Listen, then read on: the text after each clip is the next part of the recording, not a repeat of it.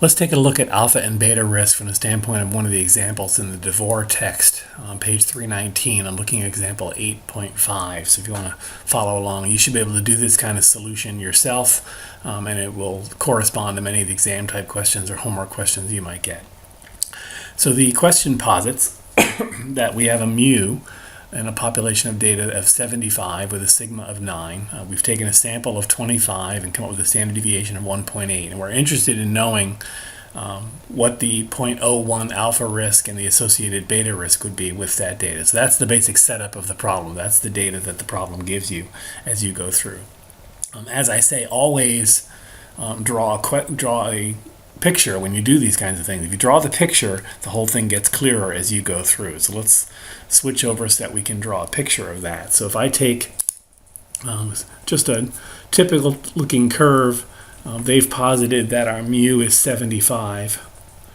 So that is the basic problem we're dealing with. And they want to know what the critical value is right here such that the area under this curve would be an alpha risk of 0.01.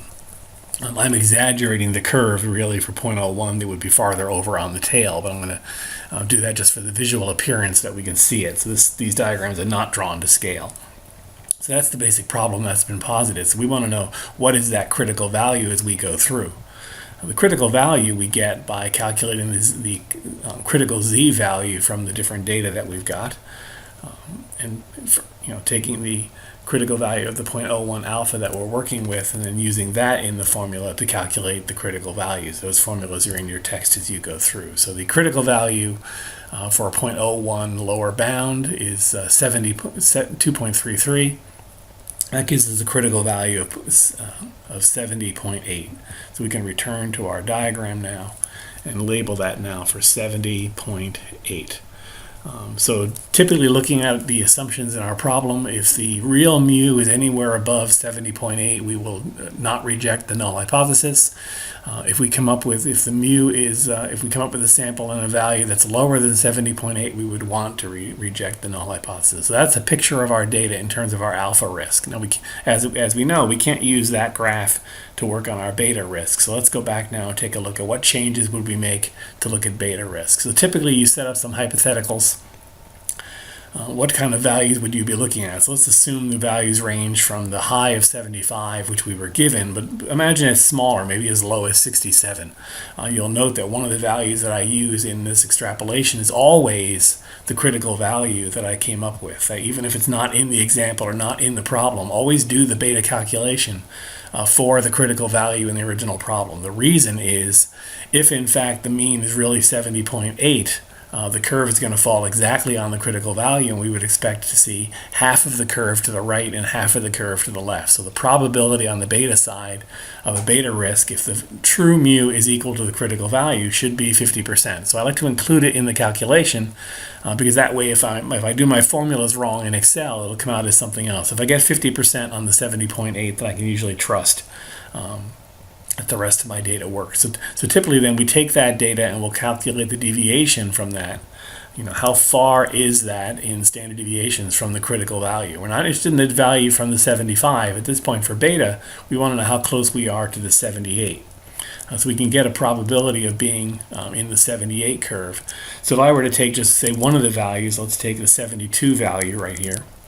I find there's a 25% area of the curve under that. So let's draw that if we can and see what that looks like. It might be clearer if we have the picture. So we're saying that we're not going to use this curve. This is the curve we think we have. But if the real curve looks more like this, with a mu of 72, that's what they're asking us to look at. So you need a separate graph because you can't move the graph here on the first curve. So the real curve perhaps is shifted and we don't know it.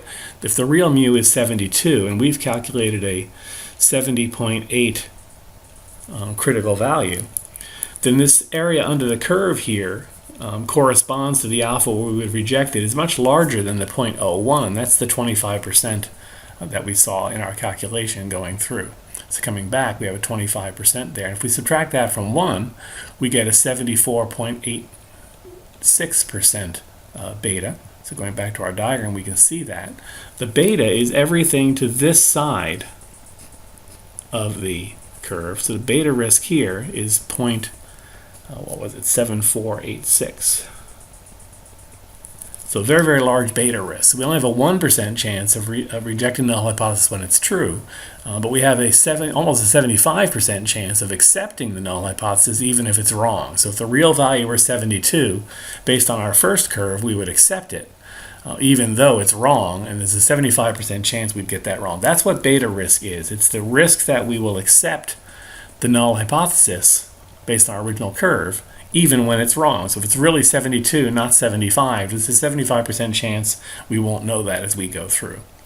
We would look at other values under the curve and say, try maybe the 71 value. We see that tends to fall. So what if the real value is 71 going through? That would put the curve someplace over here. I'm obviously not drawing these to scale. So 71, we bring the 70.8 down here. And everything to the right of that is our beta risk, which on this curve would be 0.54, I think it was 38. So as the real mu gets farther from the conjectured value, the probability of us not spotting the error does go down. So if the real value is 71, we still will not reject the null hypothesis, but there's only a 54% chance that we'll run into that problem. If I were to bring the curve down one more time, let's assume if the real mu is 70, okay, and I bring down that 70.8, the probability gets even smaller as I go through. The beta falls to 0.33. Now, down here on the last curve, the beta risk is real, but in fact we can discount it considerably, because if the real value were 70 and we would probably have come up here and seen values below our 0.1 alpha and rejected it as we go through. But there's always a chance in our sample that we would not. So even though our alpha is 0.01, our beta falls from 75 to 54 to 33%. As the true value gets farther away. The farther away the real value gets from our conjectured original value, the smaller that beta curve will get as we go through. And that was reflected here in the data as we went through. So notice my declining values of 75%, 54%, and down here to 33% are the ones that I showed you. And here's that test value that I showed you. That's the 50% value that I expect. If you do the calculations and don't get a 50% beta for the actual critical value, you'll know you did something wrong in your formula. These asterisks down here are just my if statement to look to see if the value would have been outside of the alpha range as we go through. So the values I really care about here are the 71, 72, 75. Those are the beta risk because they fall actually within the acceptable curve on the hypothesis. They're above the critical value as I go through. So one of the ways we can lower our beta risk is to increase our alpha risk. Let's assume for the moment that we, instead of doing a 0.01, let's do a 0.05 alpha. And all of our percentages change considerably. So rather than 74% at 72, it falls to 52 because our critical value is now 52. 71 falls to 28 and 70 falls to 13. So if we're willing to accept a slightly higher alpha risk, our beta risk goes down considerably. So let's take a look at how that looks in terms of our curve. Well, that would be a separate diagram. So if instead of doing the curve I started with, I had taken my 75, but instead had accepted an alpha of 0.05, okay, so I'm willing to accept a bigger risk, again, clearly not drawn to scale, I would have ended up with a critical value of 72. So with that 72 value, I get a very different result as I go through. So if I repeat this curve and say, what if my value had been 72? I bring down that critical value, and that's where you see that beta risk of 50%. It's exactly half the curve as I go through. What if it had been the 71? So I redraw the curve here for 71 and bring down that 72. I get an even less curve as I go through. That's 28.77. So 28%. And then the last one example would have been the 70. Again, bringing down the 72, I get a very small tail, and that's my 1335 beta risk. Okay, so as you can see, the data is the same in these two stacks of curves, but the beta risk is much lower here on the right because I was willing to accept a higher alpha risk. So that's the balancing you have to do as an engineer. You simply don't try to minimize your beta risk. As you can see, if you minimize your beta risk, your alpha risk rather, you actually maximize your beta risk. So you want to increase your alpha risk to whatever level you can tolerate. That's a different discussion for every project, obviously, based on risk. But it's one of the reasons we often see a 0.05 or a 0.1 alpha risk, even though we could engineer it to be an alpha of arbitrarily small risk.